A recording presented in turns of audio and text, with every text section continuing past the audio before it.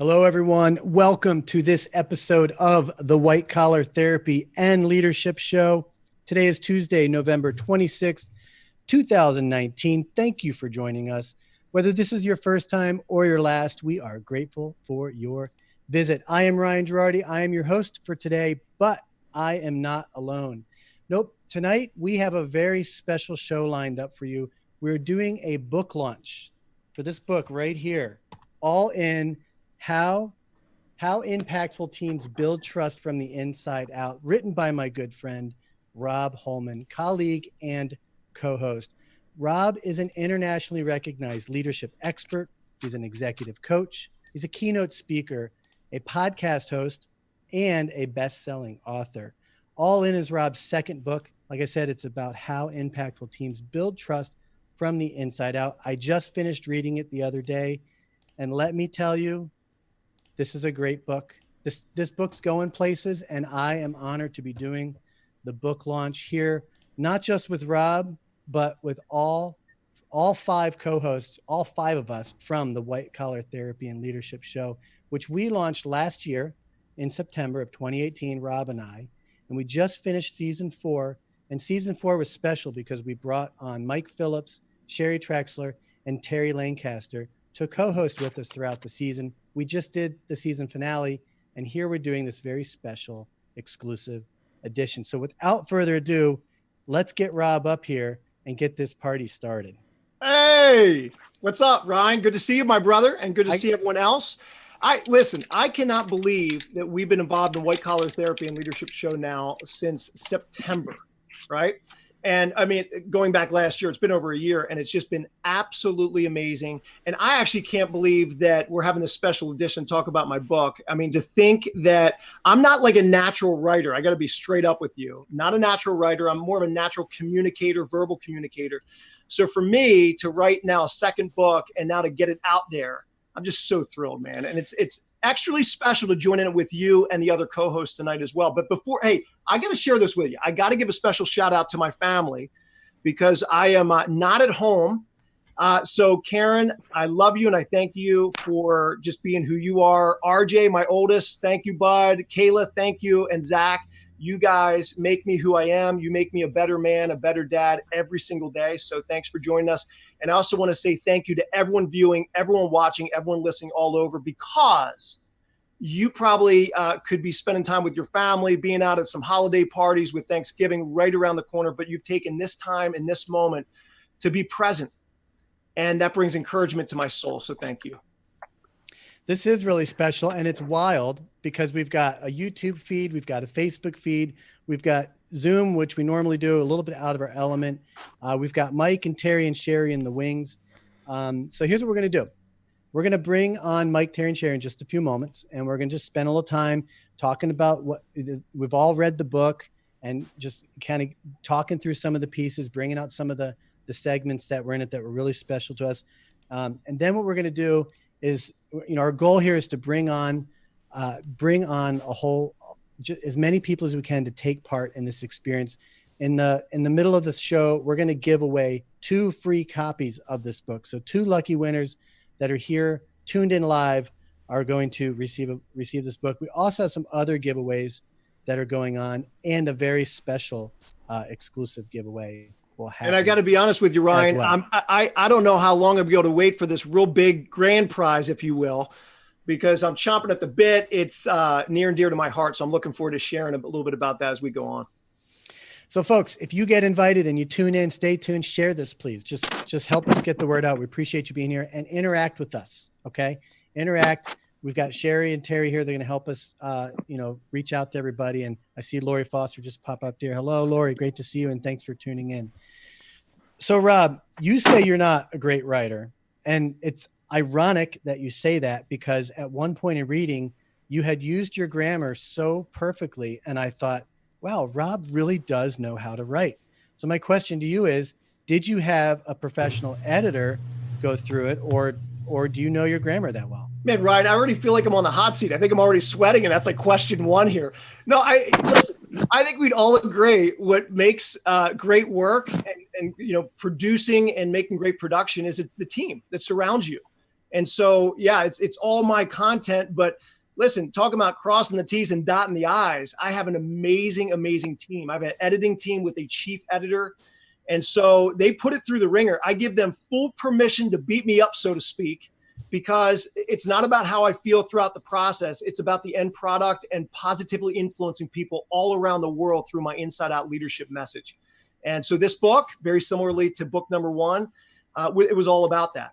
And so I will say this, though, having a great team, the second time around, it's a little different than the first. The first, it's like the first time you have a child. For those of us that have had children, the first child, you can read as many books as you want about children. You can talk to as many people as you want to say, well, what's it like? What's it, getting up in the middle of the night, lack of sleep. But until you have your first and experience that, and that's what Lead the Way was 2 years ago. And I started writing that 4 years ago, and it was released 2 years ago. But now with the second book, I was able to enjoy certain aspects of it. There were certain surprise elements that were now not there as much. Some of the mystery was, I guess, demystified in a sense, the process. So for me, I could actually soak it in that much more and be that much more present in the process, which made it that much more enjoyable for me too. So. Well, I've been following your teachings, for 10 years now, the whole inside out concept, if you will. And I'm getting a little bit of feedback here. Hopefully that dies down a little bit. And I was able to recognize some of the themes that you built upon as it pertains to that style of leadership. So it was, unlike the first book, which I felt like I knew all the material, I felt like from this one I took away a lot that just wasn't built into me. And I want to share some of that. And one of those is always finding the opportunity in situations. We're both Eagles fans, so I'm going to go ahead and bring this out. It's one thing I admire about Doug Peterson is when you hear him talk about his team, he's always finding the good in his team. I never hear Doug Peterson pointing fingers at things. Now, I don't know what goes on behind the scenes, but out front, I see him applying that style of leadership. And as an Eagles fan, that gives me hope that they're in good hands with leaders. And I really saw that theme in your book this time. Well, Ryan, it's a great point you bring up because, listen, no one on the face of the planet is removed from trials, tribulations, challenges, barriers. Call them whatever you want. Life happens, doesn't it? Life just happens. And so we have an opportunity in the midst of it. I think we'd agree. We have an opportunity in the midst of it to just go down this negative thought process that can only lead to downward hill spiral of thinking that doesn't lead to a whole lot of great places. It doesn't mean that we don't have moments. Again, we're human, right? But we got to catch ourselves. Even when we vent, think about it this way. Even when we vent, there's always a line there. There's a line there when we vent. And are we crossing the line? I think it's good to get whatever's on our chest off of our chest with those that are near and dear to our heart, those that have active listening ears. But in the midst of whatever difficulty that life throws at you, me, and anyone else, there's always an amazing opportunity for a depth of relationship with people around us and for personal growth. And if we really view every opportunity like that, then the sky is truly the limit. Now, when we're talking about relationships with people and where we're going through it with people, I understand there's some extreme situations where people are like, but you don't get what I'm going through. But we all do have these moments and these seasons that are really difficult. So I think we need to hold one another accountable to kind of raise the chin in times like that to say, you know what, you might not know how you're going to get past this, but you will. You may not fully understand what you're going through and how you're actually going to come out on the other end, but you will someday. And we all need people like that. It speaks to genuine community in our life, whether it be on the home front, whether it be in our neighborhood, whether it be in our churches, whether it be in our schools, whether it be, wherever it may, workplaces, of course. And so when we have people that are in the trenches with us and a willingness on both sides of the equation of relationship, a willingness to be present and to connect with each other, regardless of what life throws, there's always an opportunity for greater depth. And the book All In talks about we want to build and foster trust in relationships. If we want to build and foster them, if we want a greater depth of connection, it has everything to do with being present with one another. Everything to do with being present. So there's an opportunity in the midst of challenge to be present. There really is. And I want to go ahead and get to our next segment and bring everybody on. And as Terry, Mike, and Sherry, as you're coming on, Sherry and Terry, just know I muted you guys because there kept coming just interferences. So you're on mute. You'll have to unmute yourself. One thing I want to add here as we go into this next segment here, there's 3 parts of the book. Part 1 is connecting and connection, which you were just speaking to. Part 2 is unity in diversity. And part 3 is power and shared vision. And what I love about what you did here is you tell stories. You start the book off with a story and you keep going back to that story and you tell other stories within there. And we all know that people like stories.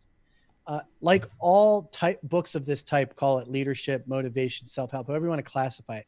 Like all types of these books, they often authors share life experiences, and it's a lot of rhetorical jargon. Okay. And I think that's one thing that turns me off from a lot of these books. But what you do is you bring in statistical information, research information. You say, look, here's a problem that's been identified. Here's the statistics behind it. And here's what leads to that. And you have the studies to show it. You say, here's what leads to that problem. And then here's how you counter that, break that down. And so, folks, I just want to add this book. What's great about this is every chapter you're going to walk away with an actionable item, exercise, or technique that you can apply.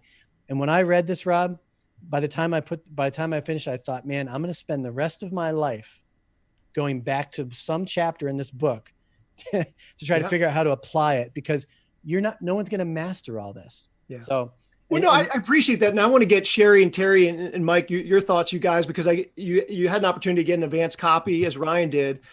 And the book is meant to be a one-sit read. I've talked to so many leaders and so many people, for that matter, and they have like 5 or 6 books sitting on their bookshelf, like ready to get to, but they can't seem to get to it. They can't seem to get through all the way through one. And most books are written, 200, 250 pages. And so really, just like Lead the Way, All In is meant to be what I consider a one-sit read, that if you were to read it all in one sitting, which a lot of people don't have this amount of time, it should take approximately 2 hours. And I write how I like to read. And that's part of the beautiful aspect about being an author, right? So if you notice, the chapters all have approximately, give or take, a couple pages, all have about 10 pages each chapter. There's like pictures put at every couple pages. And then there's practical action steps. So in a sense, hopefully people feel like they're being inspired. They feel like I'm, talking to them, like looking through their eyes into their soul, talking to you. And also getting really practical. And at the end of every single chapter, you're going to see some thought-provoking and heart-stirring kind of questions that, if you do have a chance to take care of it in one sitting, that you can go back to a certain chapter that's really jumping out to you, because there's really things kind of going on in your heart relating to this topic or relating to this principle. So, Sherry and Terry and Mike, like you guys kind of going through the book, anything jump out to you? Any questions, comments? Yeah. I'm always willing to be the first to speak. I agree with Ryan. It is absolutely awesome.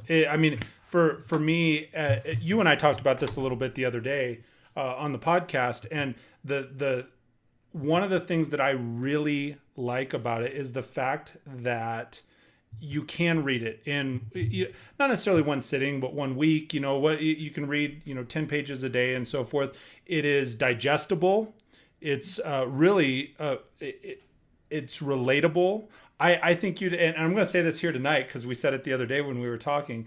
I think you did an absolutely phenomenal job of getting the thoughts and the emotion from in your head onto the paper. I think it was great. Yeah, I appreciate that. One of the things, and Mike, you and I did talk about this the other day when I was on your podcast, so thank you for having me on, by the way. Yeah, absolutely. Was first chapter where we're talking about building trust that lasts.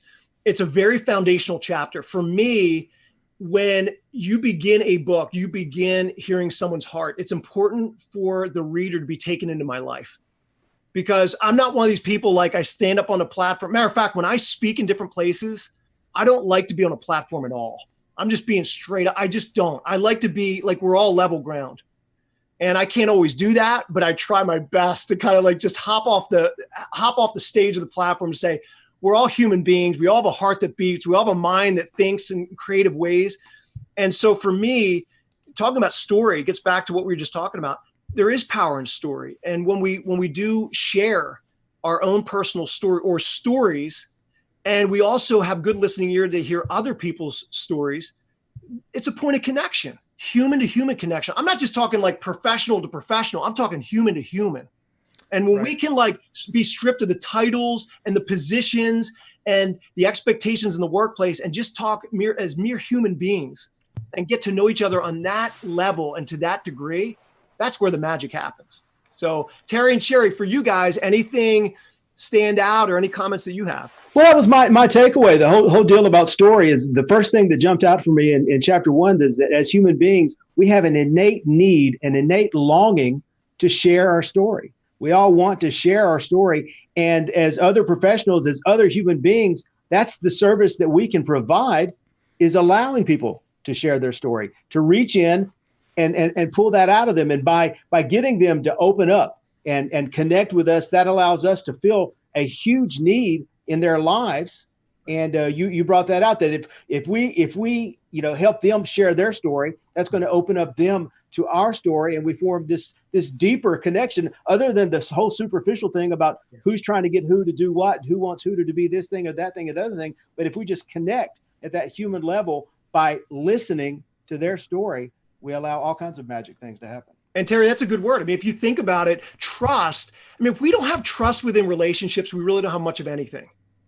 But when we are connecting with someone by sharing story and sharing stories, now it's an opportunity for trust to truly be built and fostered out of that place. And so I hear this a lot from like leaders in the marketplace and in professional settings and industries and markets. They'll say, Rob, there's always a line. Like, we can't just talk about personal stuff all day long. Things got to get done. And I'm like, but it's out of what place are things getting done? That's how things get done.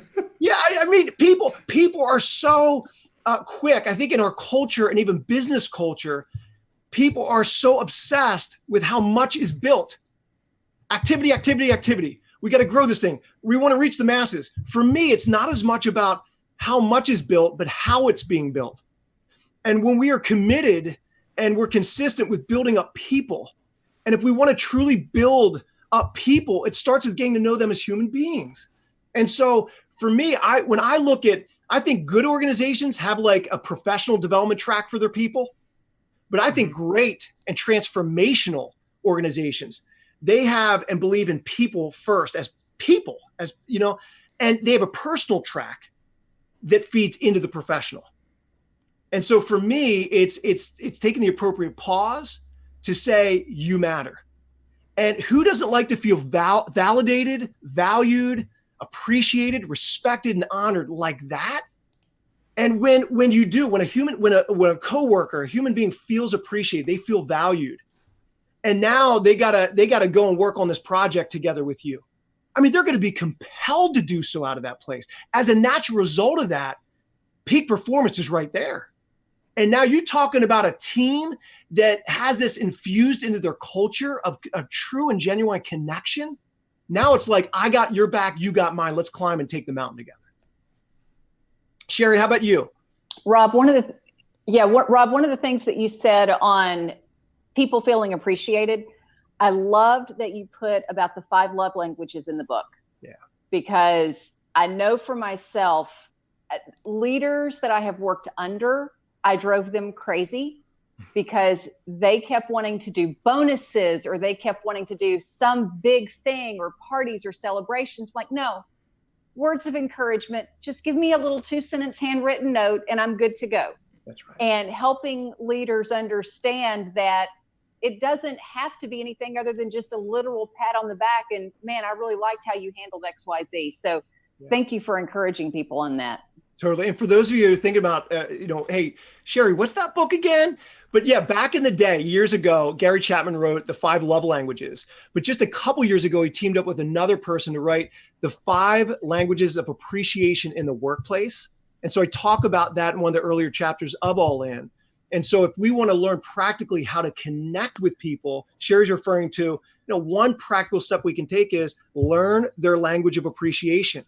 Is it Is it gifts? Is it words of affirmation? Is it physical touch? Now, I'm going to touch on this for a minute.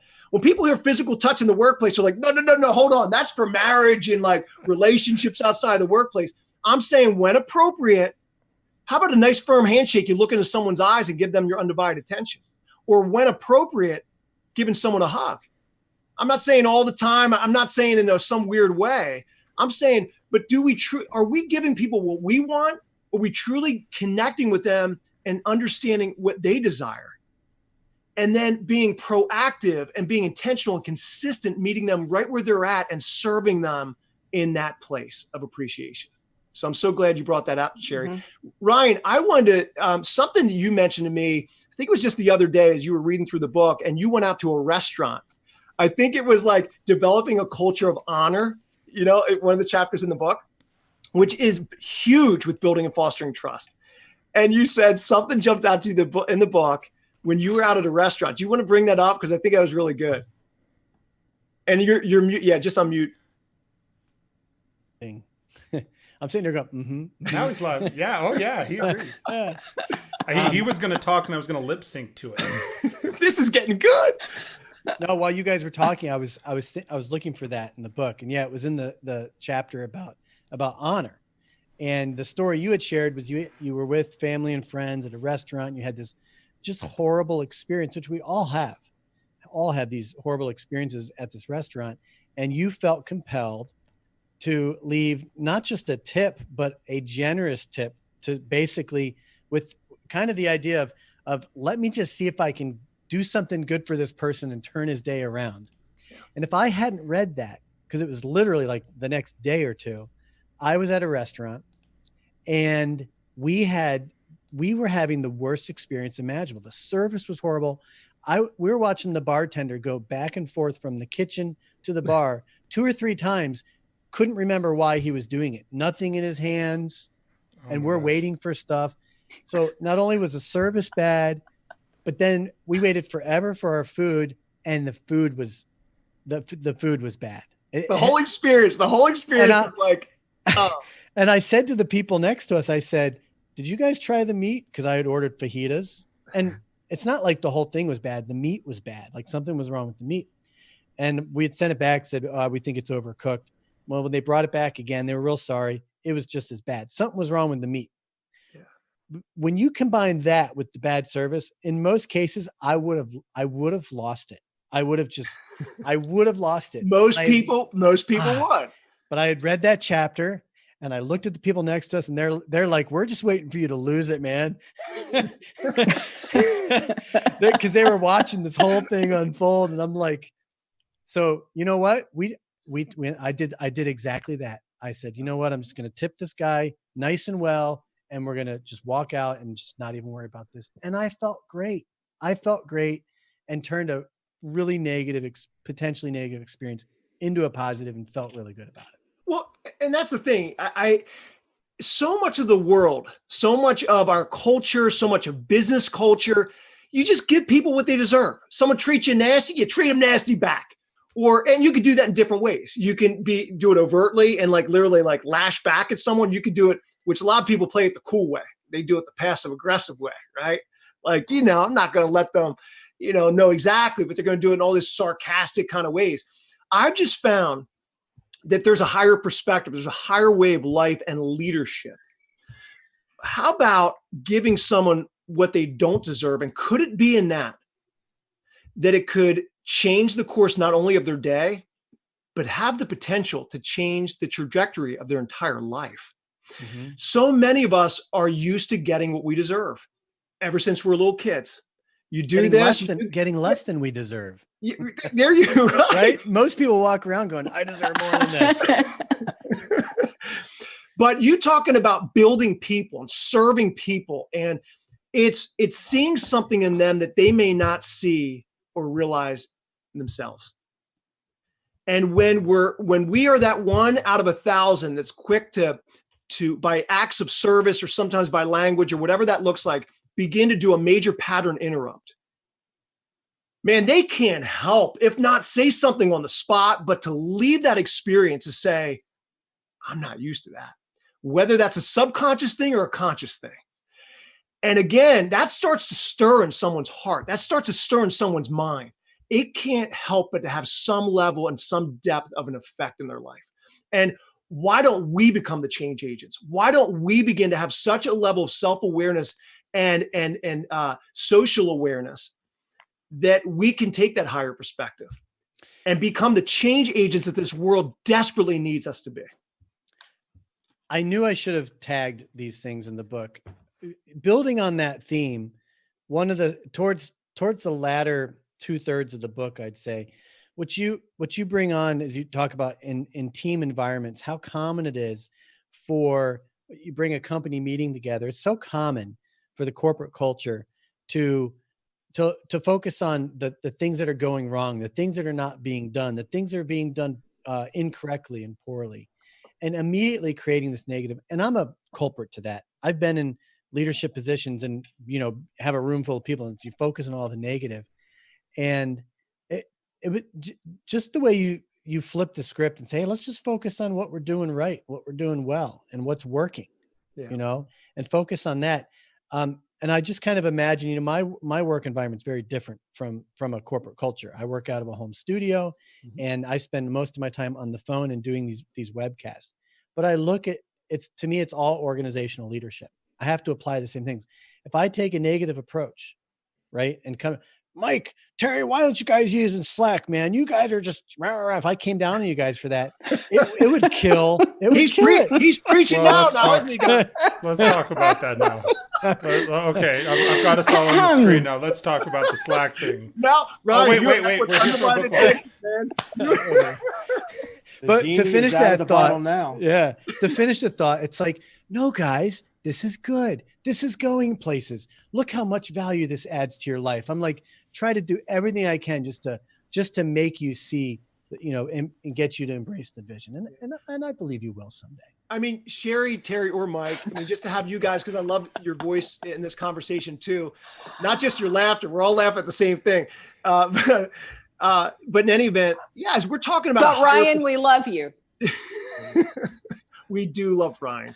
You're the total best, bro.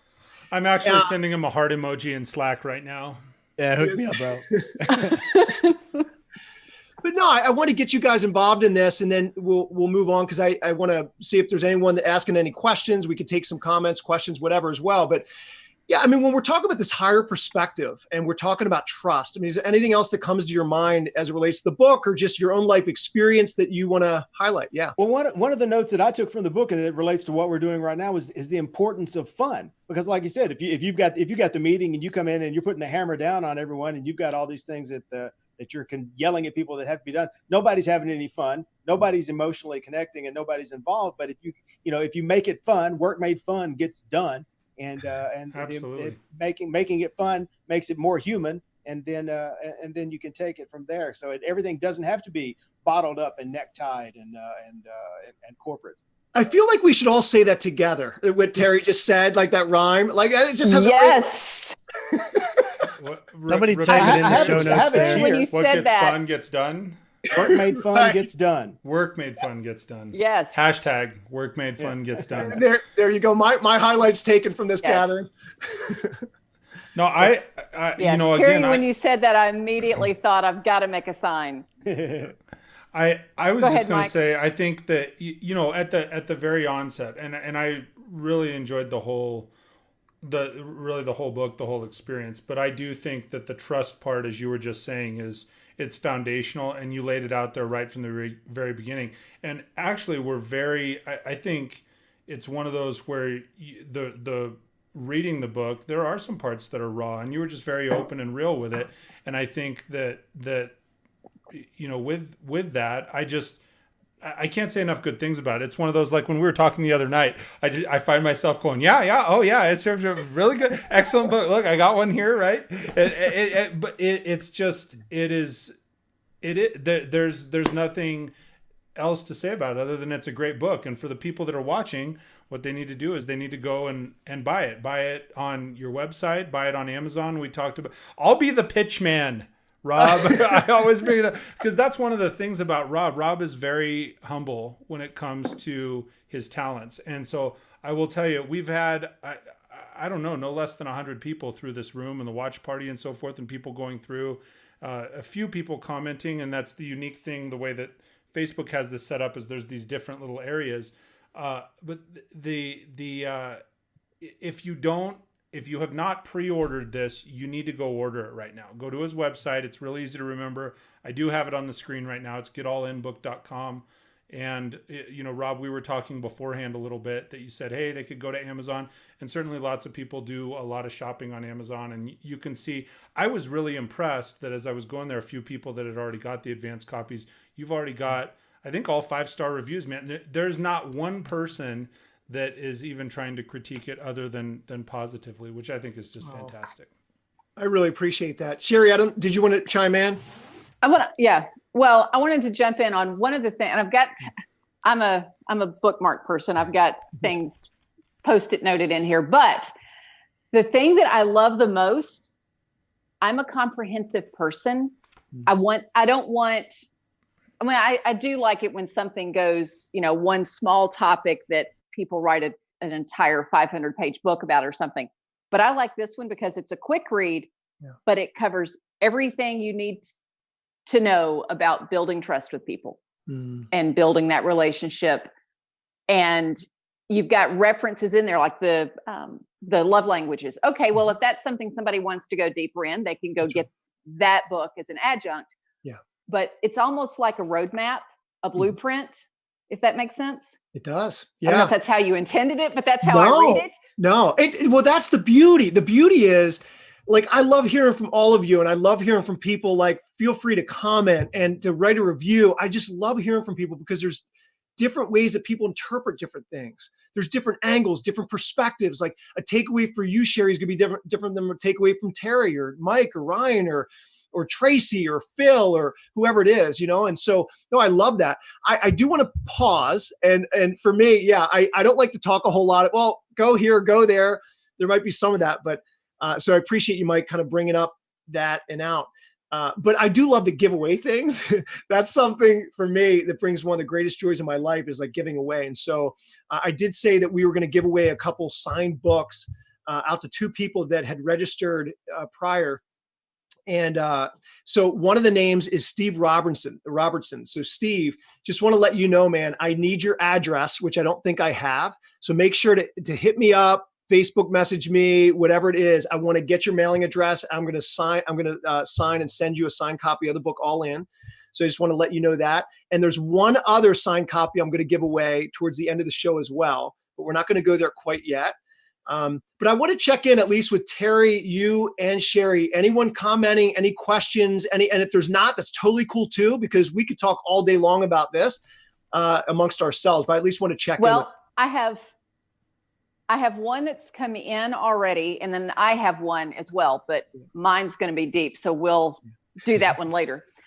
The one that has already come in on my end deals not just with trust in teams that are workplace, but trust between family members, specifically.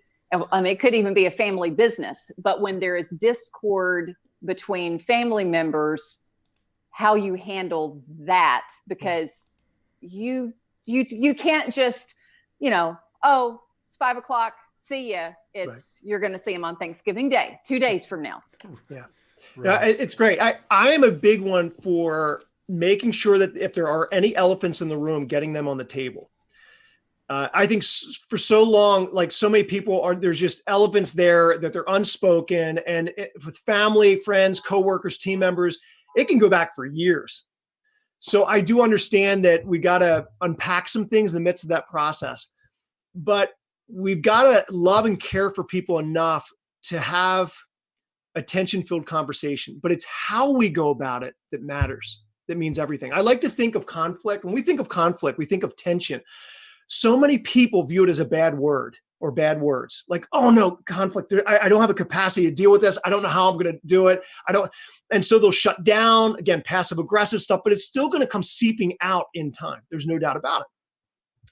So if you sense something there with a family member or friend, love them enough, care for them enough, value them enough to have that conversation. I view conflict as a superpower. I think we just got to we got to change how we view it. We got to just turn it right around and view it like, no, it's actually a good thing. It's an invitation. It's an opportunity for there to be a depth of relationship. So many times people feel tension. They're like, oh no, if I go there, the relationship's actually going to fall apart. It's going to worsen. It's going to crumble. It's going to fade. I'm here to say, if done well, some people could be watching or listening to, okay, well, Rob, like, how do you do it?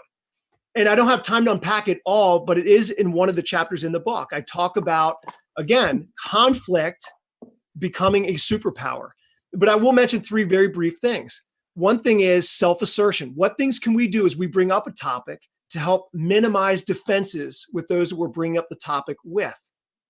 Even the language we use, is it accusatory language? Well, you did this, and we start like pointing, and we start getting really animative and demonstrative in our body language that almost like puts someone down right away. Or do we cushion our words with, like more appropriate language, more like, this is how I felt, like a feeling. Like, feelings are legit. It doesn't mean complete truth, but feelings are legit. Like, it's true for me and how I felt when I encountered someone or encountered a type of circumstance or whatever. So self-assertion is really big to help minimize defenses. Secondly, active listening skills is enormous. The average person, let's be real honest, the average person just isn't that good with listening. Why? Because we're already thinking about countering what they're saying. We're already thinking. But if we can get back to the basics and even like repeat after me, it sounds pretty childish, but like trekking with someone, hey, when you said this, is this what you're meaning? Or like almost like verbatim, like repeat after them once in a while to make sure that you're following what they're saying. And when we have proper and healthy self-assertion as well as active listening, it should always lead to collaboration. At the end of the day, when we're in the trenches together and we are listening to one another and we're really trying to understand where the other person's coming from and vice versa, it should always lead to collaboration. So if this would come about in the future, what are we actually going to do to see it through much healthier? If not, it may not even happen again because you're now dealing with and you're coping with, but even if it does rear its head, you now have practical skills and a little bit of a game plan to see it through the next time. What I'd like to add, because Sherry, I appreciate your question. I thought of my family a lot reading this book because these principles apply absolutely to the family dynamic and not just immediate, parenting, parental dynamics. I think with all aspects of family, without getting into it, I like any family, there's just breakdowns all over the place, close family and distant family. These definitely apply.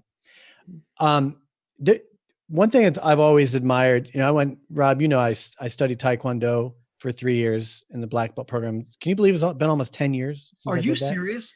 Yeah, I came to watch you break those boards. I've never been the same since. Yeah, it was 2011, so 9 years ago.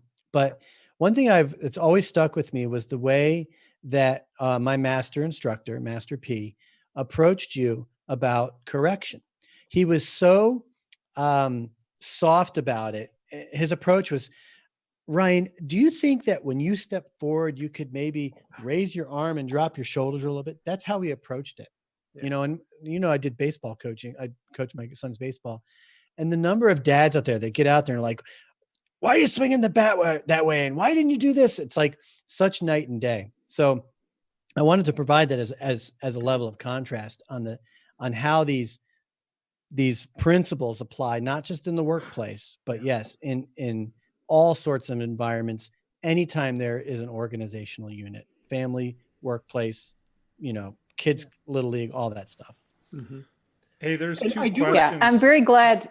Oh, we all talk at the same time. I was going to say there's two questions. You and I seem to do that. We're on the same wavelength, Sherry. There's two questions. One is for Ryan. It says, Taekwondo? Which I didn't know either. That's Lori. I was just responding to her. And now people understand why I want Ryan on my team. Yeah, that's right. And then for Rob, there was one in here a little bit ago that came through to me that asked. It said, "Well, how do you know when it's appropriate?" You commented, I think they were talking about, hey, when appropriate at work, hugs and that kind of stuff. And I'm for that, man. You ask the team that I work with, I'm for that. But I think that's a good question. Like, how do you know when that is appropriate? Is there a feeling? Is there a checklist? What is that comes off? Yeah, I'm not necessarily proposing first day on the job, you got a whole new team and you wrap your arms around everyone at the same time. Right. Those that know me, I may do that on occasion, but I don't encourage people to necessarily do that. I think it goes back, Mike. It's a great question. I think it goes back. Are you spending time getting to know people? Are you having those one-to-ones and getting to know them more as people than even working professionals, certainly about their profession as well. And when you take time on a consistent basis, getting to know people and you're sharing stories and you're connecting, you're building and fostering trust in the midst of that. When that happens, you get to know what people enjoy, what they don't, the comments they make, the looks they give you, the body language that they have. So in the midst of that, it's like growing up with your family. Like some family members, don't like the hug. Other family members, it's a full embrace. I think as you get to know people around you, there's a level of discernment in time that comes with that, of what's too much, what's too little, what's a nice middle ground. So that's my take on it. I have a question here from Mary I'd love to read and hear anybody respond, but starting with you, Rob, she asks, can you truly be successful in business if other aspects of your life are not in order? She says empathy goes a long way with all interactions. Ooh, that's good, Mary. Wow. Now I'm really starting to sweat. This is when you're on the hot seat, you say, so Sherry, what do you think about that? No, I think it's a wonderful question. I think that you can have, I'll even say this. I'll answer Mary's question with a question. What's your definition of success? Ooh. Well, that's an episode. Yeah, I think at the end of the day, how we define or redefine success really matters. And so even peak performance for one may look different than peak performance for another. Peak performance, team performance would look different for one team than it would another. I think it gets back at the end of the day with how we define or redefine success, and let that then help sift through. But I'm a huge advocate for this. And you guys all know this, is my co-hosts and friends for sure, that you can only give what you got. I think at the end of the day, that if you are filled with more personal purpose and passion and enthusiasm for life, guess what? You're going to give more of that away with those in your sphere of influence at home, in the neighborhood, in the workplace, etc. And I think there's depths, there's heights that can be reached that would never be able to be reached otherwise out of that place. I think that some people can reach levels of success with maybe how they define it by not having a great home front and really struggling with some things in their personal life. That's why I think that every person matters, and really genuinely caring about yourself and being a good steward of who you are. I think so much begins and comes out of that place. But I'd love to hear what you guys have to say too. I'll jump in on that one because I said, I want to hear what Terry has to say. I heard somebody else talking. Yeah. Well, before I let Terry talk, this one really to me speaks to the importance of team, because I remember when I was going through a divorce, things on the personal front were definitely 100% affecting my work. But because my team and I had a track record, that was when they were able to pull up the slack, Ryan's favorite word. They were able to pull up the slack. And at other times when they were going through stuff, I was able to help them. Mm-hmm. That's a good word. That's a real Terry, good word. what's your take? Well, I think you can have success if you're going through personal problems, because that's what happens. You pour yourself into one thing and shut off all the areas of your life. So you can have success on a temporary basis. So people will do that. They will, if something's going wrong, they'll ignore it. They'll let it sit over here and fester. And then they'll pour themselves into something until everything blows up. That while this thing is simmering and festering over here, they'll get in there and concentrate on getting more business or doing the work thing while their personal life is blowing up. But when it blows up, there's only one you. And when it blows up all over. So there's only one you, and you have to be you all day long, every day, at work, and in person and the whole thing. And the more you can get those combined, it's again, it goes back to the story, just like Rob talked about in the book. And one of the things I loved in the book was that feel free to or embrace the uniqueness in yourself, so that you can embrace the uniqueness in others. And we can't do that if we're trying to separate ourselves into silos and letting things fester. So everything, you can't have success on a temporary basis, but to get to another level on a permanent basis, you have to integrate yourself with yourself, so you can integrate yourself with the team. Does that sound right, Rob? It's really the tongue twister. I know. Terry's got all these tonight. Integrate yourself with yourself. So you can integrate yourself with the team. There's another book. There's another book giveaway.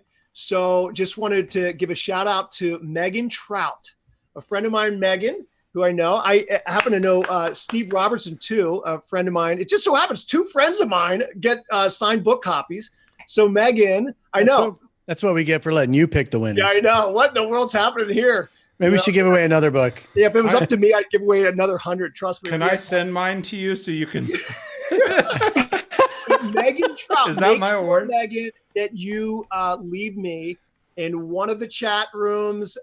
Just hit me up personally in that way. Make sure to leave your mailing address. I'll send you a signed book copy. Or the next time I see you, next gathering that we have next month as well. And I'd love to do so. So, man, I can't believe it's already like 52 minutes past the hour. That's crazy, man. All this. Before we wind it down, I'm typing this in, by the way. Yes. To Facebook and YouTube. Mary did respond when we said about defining success, and she responded with happiness. Oh, that's a good answer. Good answer. That's it. I know. Applause. Yeah. I like that. It's so good. It was she had a good question too. For her question, can you experience success when your life is in order? Well, can you be happy in a place of disorder? If you can, then yeah, that's the answer. And oh man, I chomp at the bit with this stuff. This goes back to Lead the Way, my first book. And let's even take a look at the difference between happiness and joy. I think that I believe that there is a difference. And so I tend to look at happiness maybe a bit more dependent on our circumstances, whereas joy, it's deep seated. It's like deep down inside of me that I'm just so thankful. It's where the purpose hangs out. My personal vision takes, it's where there's life. And in the midst of that life, regardless of what life throws, listen, we're human. We go through it, like we said earlier, but deep down inside, like I know I'm still alive for a reason. I know I'm here to do a greater good for this world and be a change agent that the world desperately needs me to be. And something begins to just rise up on the inside of us in those moments. I think that's the place where joy, and joy gives us strength. And so in the midst of that joy, I do feel like joy is different than happiness.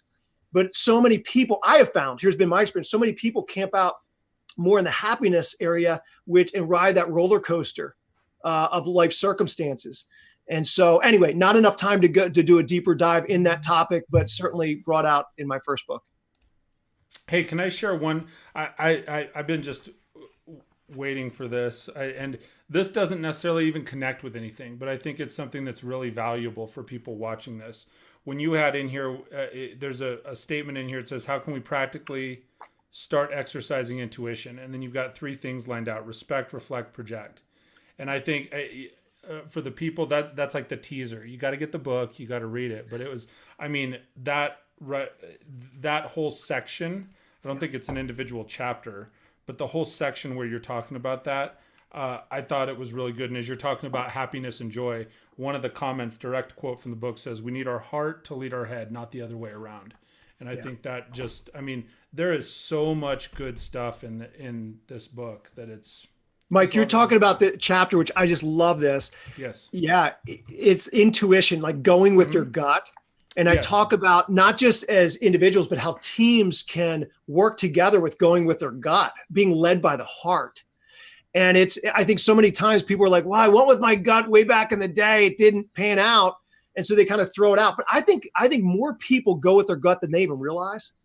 And so we can tap into that. And again, I bring statistics, some statistical data in the midst of that conversation in that chapter that I think people will really find fascinating as well. So thanks for bringing that up.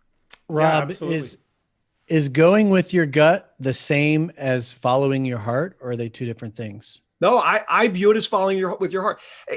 Not to go down this road entirely, but there's, of course, we're all familiar with IQ, and then EQ has even become more popular in recent years, emotional intelligence. And I even view going with your heart different than both of those. I'm not against, I think IQ is great and EQ is great. EQ meaning like, emotional intelligence, there's self-awareness, social awareness, etc.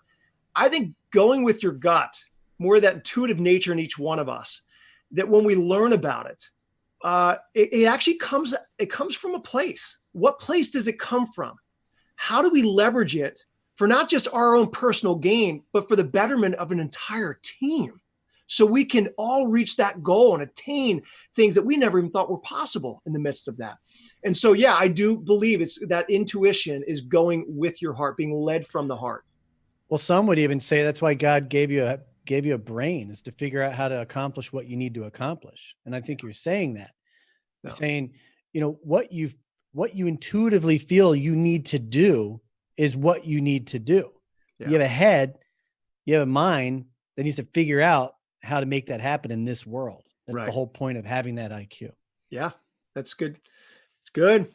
So yeah, Ryan, do you think, could we take one more question, or do you think we should land the plane? Well, it's pretty windy outside, so I'm fine just staying up here. Stephen Robertson chimed in on the YouTube side just to say thanks. He looks forward to reading the book. He's a good man, that guy. I mean, Steve and I've known each other for years, and you're talking about a guy who leads from the heart and influences many people around the globe.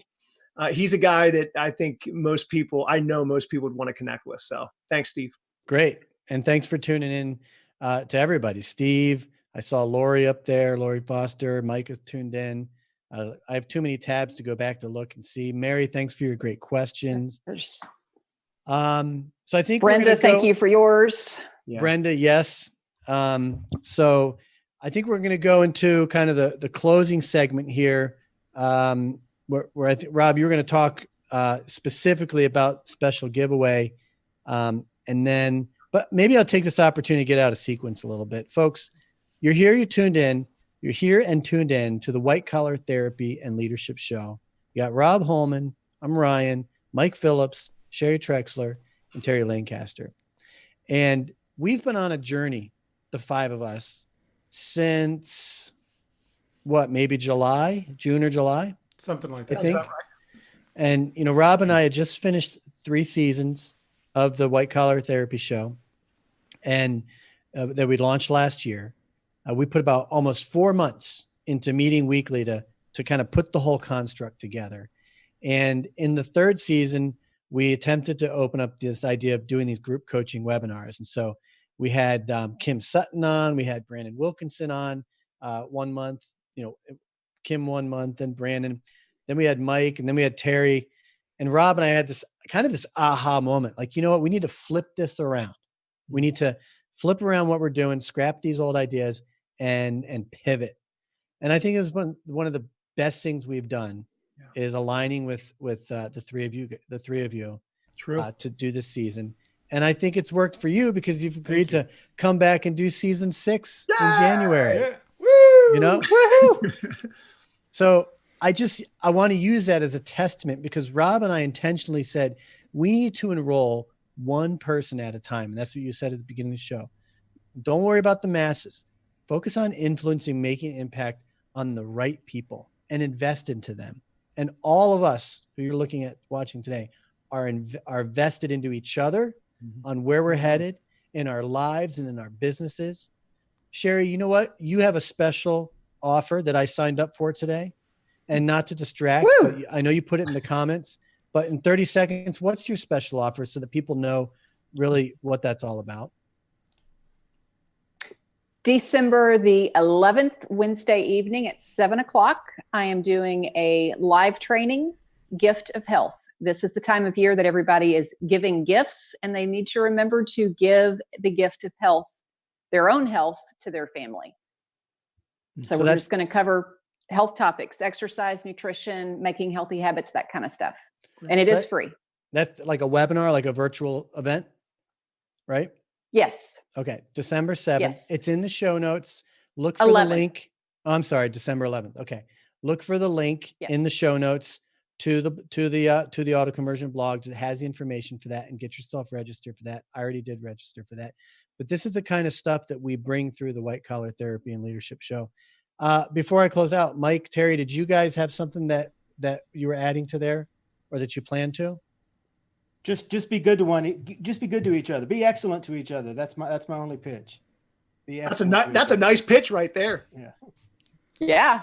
Mine is just, yeah, I agree with Terry. Just be kind to one another. I put a lot of content out there, and most of what I do currently on either my blog or my channel are free. And if people want to reach out to me, through Messenger and such, I'm always welcome to have an open conversation.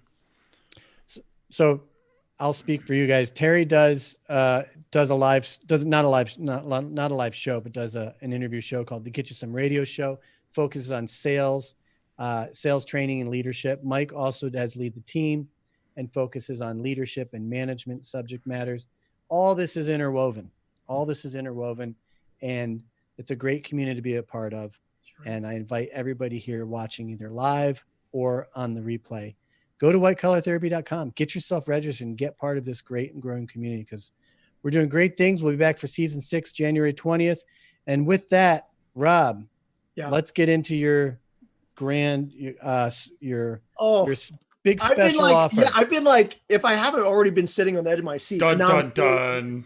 I know. No, here's what, if anyway, it's like a survival of the fittest, but whoever's on right now, I want you to put your name in for the grand prize. And we're not going to do the drawing in this show, but we will reach back. We got to find out, Ryan, what's the best way? They kind of like put their name in, right? Any one of the chats, we'll make sure first and last name and just put grand prize. And you're going to be in a drawing and a running, and we will make sure to connect back with you, whoever the award winner is for this. So here's the prize. Okay. The grand prize that you're in the running for, if you're putting in your name right now, is my Lead the Way online course. All right. This is the flagship course. Wow.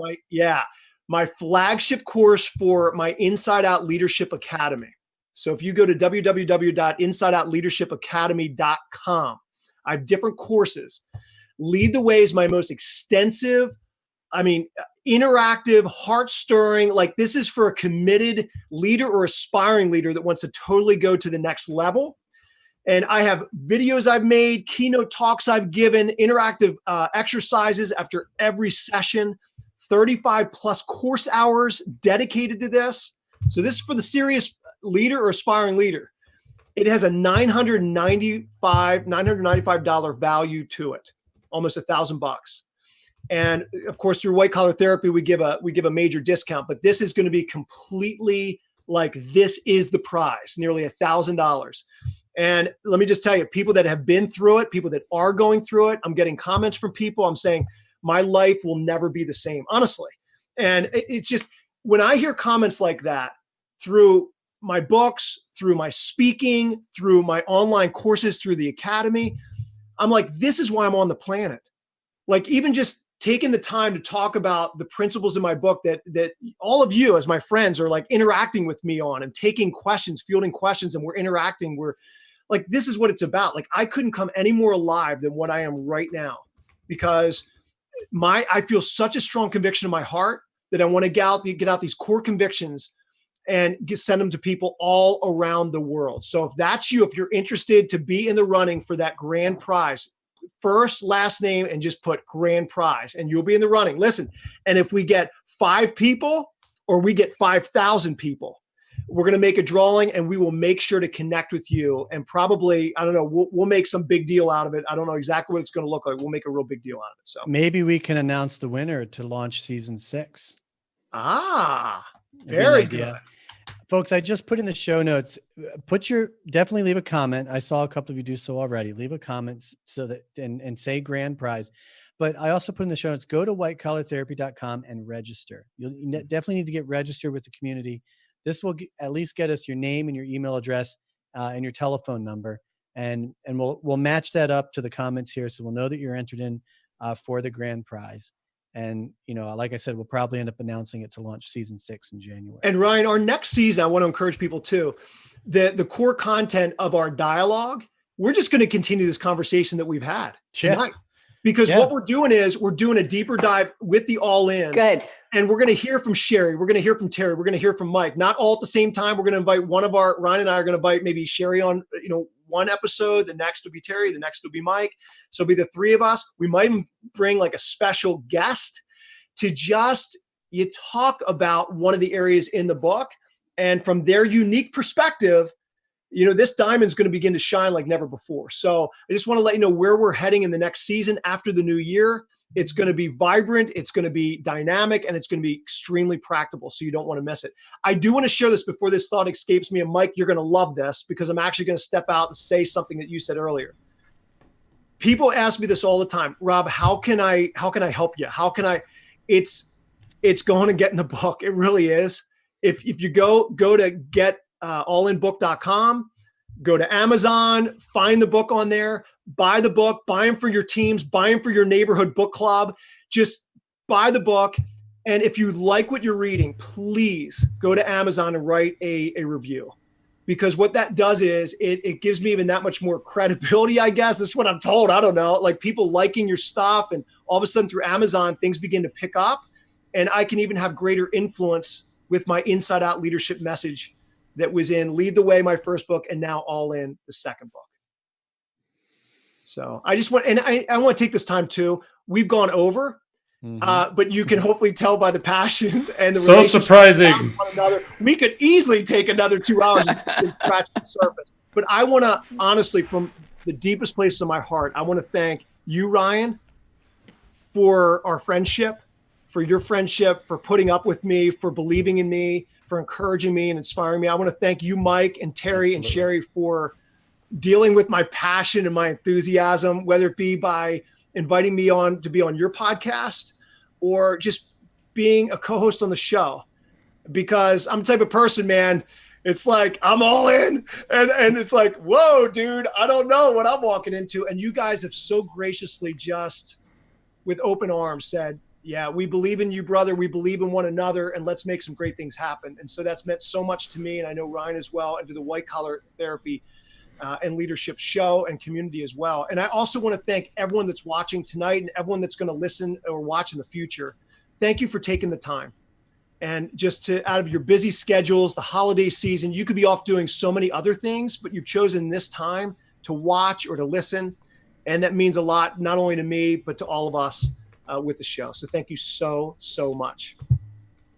Thank you for the book, Rob. It's awesome. Yeah. Oh, it's a joy. Yes, it is. It's a joy. Well, there Ryan, you have it, folks. I was going to say, that's your cue. That's my cue. There you have it, folks. Rob Holman, Mike Phillips, Sherry Trexler, Terry Lancaster, and Ryan Girardi here on the White Collar Therapy and Leadership Show. Thank you for tuning in to this special live edition of the All In book launch, How Impactful Teams Build Trust from the Inside Out. Go to getallinbook.com and get your copy. Congratulations to Stephen and Megan for winning their free copies. And remember to go to whitecollartherapy.com, get yourself registered, leave a comment in here that you want to be entered into the drawing for a free grand prize of the Inside Out Leadership Academy when we launch season 6 in January. That is a $995 value.